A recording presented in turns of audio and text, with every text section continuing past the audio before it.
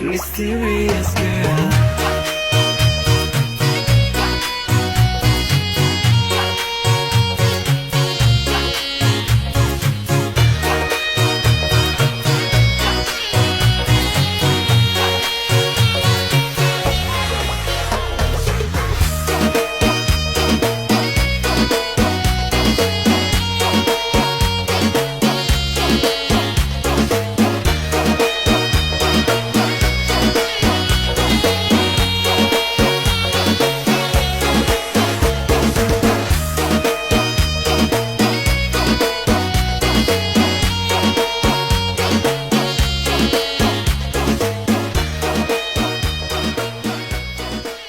Mysterious girl.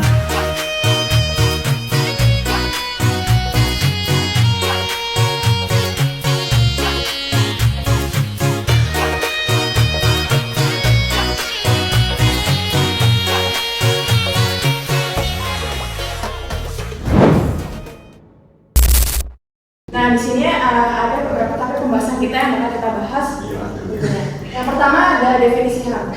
Apa sih yang dimaksud dengan hak asasi manusia atau HAM? Hak asasi manusia adalah hak-hak dasar yang melekat pada diri manusia dan tidak dapat diganggu-gugat, yang harus dihormati, dilindungi, dipenuhi oleh semua pihak. HAM juga meliputi atas kehidupan, kebebasan, kesetaraan, keamanan, dan martabat tanpa diskriminasi. HAM juga sering dikelompokkan menjadi dua. Satu, ada hak sipil dan politik seperti hak atas kebebasan berbicara, hak atas memilih, dan hak atas perlakuan yang adil di depan umum. Dan yang kedua adalah hak ekonomi, sosial, dan budaya seperti hak atas pendidikan, pekerjaan, kesetaraan, kesehatan, dan kesejahteraan. Hak juga atau hak asasi manusia juga dijamin oleh berbagai instrumen hukum internasional seperti Universal Declaration of Human Rights atau Deklarasi Universal Hak Asasi Manusia pada tahun 1948 dan di atas konstitusi atau undang-undang dasar di berbagai negara. Dan selanjutnya itu ialah ruang lingkup HAM. Yang pertama itu ada hak pribadi atau hak personal hidup, kebebasan, keamanan, dan lain-lain. Itu contohnya itu seperti kita hak memilih, seperti kayak saat pemilu, dan juga hak kita mendapat keamanan. Nah, terus selanjutnya hak milik pribadi dan kelompok sosial. Tempat seorang berada itu contohnya itu seperti hak untuk perempuan dan anak-anak. Terus yang ketiga itu adalah kebebasan sipil dan politik untuk dapat ikut serta dalam pemerintahan. Lalu yang terakhir itu ialah hak-hak berkenaan dengan masalah ekonomi dan sosial. Selanjutnya yaitu sejarah perkembangan HAM di Indonesia. Nah, sejarah perkembangan HAM di Indonesia ini dibagi menjadi dua periode, yaitu periode sebelum kemerdekaan yaitu tahun 1908 sampai 1945. HAM itu ditandai dengan adanya organisasi seperti Budi Utomo, Sarekat Islam, dan Inisiatif yang muncul untuk memperjuangkan hak-hak masyarakat Indonesia melawan kolonialisme. Yang kedua yaitu setelah kemerdekaan, yaitu dari tahun 1945 sampai sekarang. HAM itu diakui di dalam UUD 1945. Namun pada era Orde Baru, pelanggaran HAM meningkat sehingga terjadi reformasi 1998 yang membawa perubahan signifikan, termasuk pembentukan Komnas HAM dan ratifikasi konvensi internasional. Selanjutnya adalah jenis pelanggaran HAM. Yang pertama adalah diskriminasi dalam layanan kesehatan. Contohnya seperti kita itu perawat itu harus pilih-pilih kepada penyakit seseorang.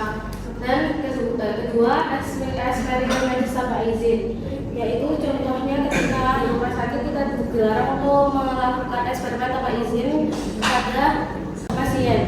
Yang keempat adalah kurangnya ketiga adalah kurangnya akses terhadap perawatan kesehatan dasar, yaitu kesehatan yang gagal menyediakan layanan esensial terhadap masyarakat miskin atau terpencil. Yang keempat adalah pelanggaran privasi pasien, yaitu dengan ketika perawat itu melibatkan privasi pasien ke publik. Yang kelima adalah sterilisasi paksa, yaitu sebagai contohnya sterilisasi paksa pada perempuan dengan penyakit HIV atau AIDS. Selanjutnya ada kasus pelanggaran HAM, yaitu terjadi di Papua, terpanjang di Kabupaten Asmat. Nah, pelanggaran ini terjadi pada awal 2017 sampai 2018. Nah, pada awal 2018 ini Kabupaten Asmat menderita KLB atau kejadian luar biasa, yaitu campak. Nah, selain kabel campak yang menewaskan 27 anak, ada juga kasus kekurangan gizi. Pemerintah terlambat merespon situasi ini dan menyebabkan pelanggaran HAM berupa pengambilan hak atas kesehatan, makanan, dan perlindungan anak. Setelah perhatian media bahwa mulai berkembang, tapi akan masalah seperti ini belum bisa diberantas oleh pemerintah karena faktanya pada Papua ini gizi buruk bukanlah yang pertama terjadi, namun berkali-kali juga terjadi. Nah, dalam peristiwa di Kabupaten Asmat ini harus diurai dan diperiksa. Lebih lanjut, apakah negara telah gagal dalam memberikan jaminan perlindungan bahwa setiap orang berbentuk untuk hidup sebagai hak yang bisa dikurangi, dibatasi atau dicabut untuk alasan dan kondisi apapun, sebagaimana dijamin pada pasal 9 ayat 3 Undang-Undang Hak tentang Asasi Manusia. Penyebab pelanggaran HAM. Penyebab pelanggaran hak asasi manusia terjadi karena berbagai faktor yang bisa berasal dari individu, kelompok, maupun negara. Yang pertama, penyalahgunaan kekuasaan. Yang kedua, diskriminasi. Ketiga, konflik dan kekerasan. Keempat, kelemahan penegak hukum. Kelima, kurangnya kesadaran HAM. Keenam, krisis politik. Selanjutnya, upaya penegakan HAM yang ada di Indonesia. Yang pertama, pembentukan Komisi Nasional Hak Asasi Manusia atau Komnas HAM. Yang kedua, pembentukan instrumen HAM atau undang-undang. Yang ketiga, pembentukan pengadilan HAM. Yang keempat, menanggulangi segala bentuk pelanggaran HAM. Yang kelima, partisipasi masyarakat. Selanjutnya, upaya penanganan kasus HAM. Pertama, penyelidikan investigasi independen untuk mengungkap fakta. Kedua, proses hukum mendidik pelaku di pengadilan HAM. Tiga, pemulihan korban, memberikan kompensasi, rehabilitasi, dan dukungan psikologis. Keempat, reformasi institusi, memperbaiki institusi terkait agar pelanggaran tidak terulang. Kelima, pendidikan HAM, meningkatkan kesadaran masyarakat dan aparat hukum. Keenam, kerjasama internasional melibatkan mekanisme internasional jika diperlukan. Terakhir, ketujuh, pencegahan, membuat kebijakan dan undang-undang yang melindungi HAM. Angka ini menekankan keadilan, transparansi, dan perlindungan hak korban. Selanjutnya ada kesimpulan.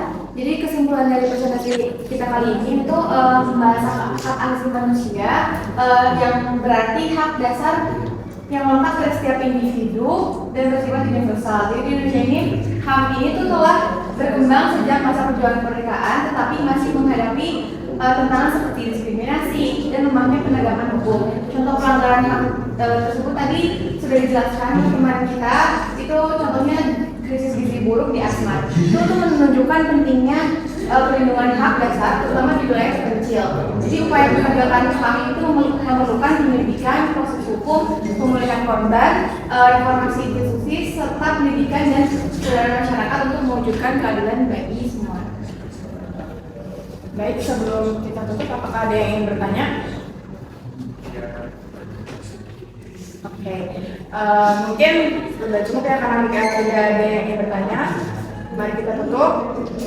Sekian dari kami. Terima kasih. Wassalamualaikum.